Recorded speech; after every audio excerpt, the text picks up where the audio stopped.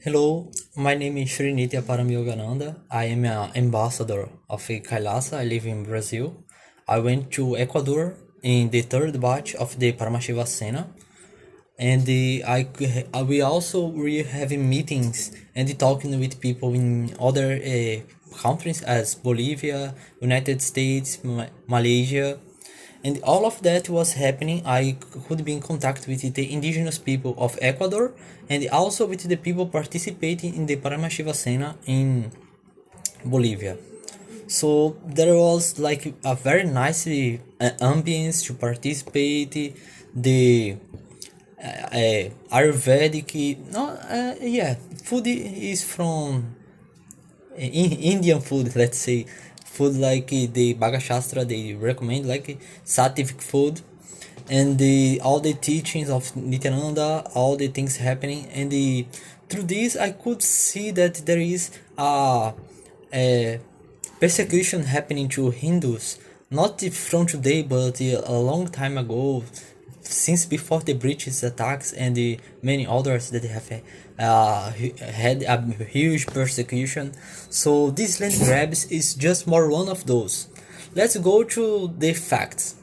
The establishment media says that it was land grab and fraud, but without mentioning the critical facts. Which fact was that there was no crime charged, and these deliberate omissions determines that their history revealing are intended to mislead the public.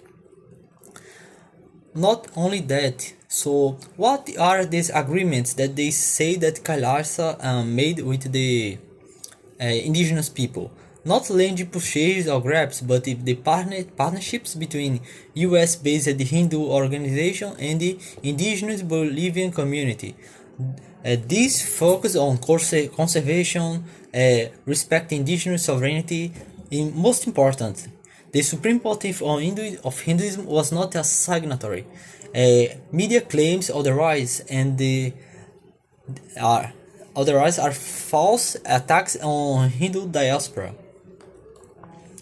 What this partnership is about? These partnerships aim at environment protection and sustainable land management, preserve indigenous knowledge, humanitarian aid and development, and the cultural exchange and indigenous rights advocacy, which is cultural is fully comply with Bolivian law number 465 and the ILO Convention 169, protecting the indigenous rights and are endorsed by indigenous leaders.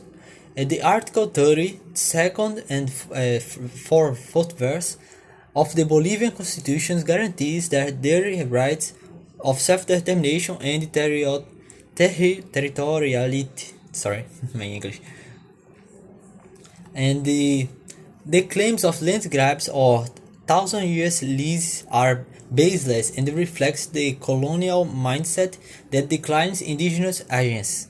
These lawful, equitable partnerships empowers communities to manage their lands as they choose, fully supported by Bolivian international law. That's why the legal framework confirms the truth: no crime occurred. The land grab narrative is false. Deporting without prosecution proves no crime was committed.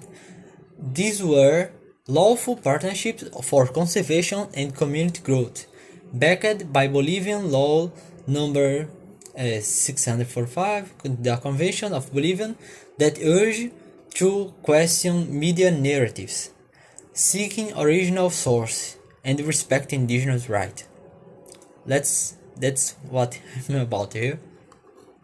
So join us in demanding fact-based reporting, seek the truth, honor indigenous agents. Let's build respect, not myths.